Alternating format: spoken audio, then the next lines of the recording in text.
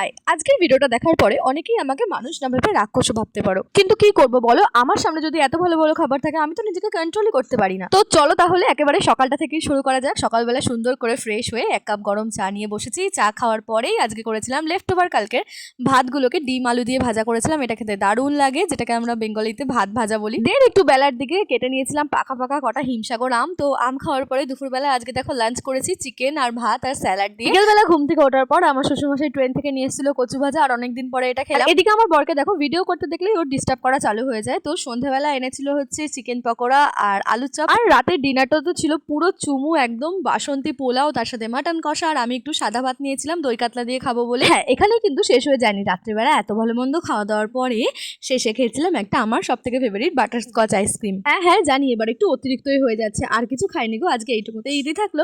আর তোমরা এবার আমার এত কিছু খাওয়া দাওয়া দেখে জানিও আমাকে কোন পর্যায়ে রাখবে, মানুষ নাকি রাক্ষস।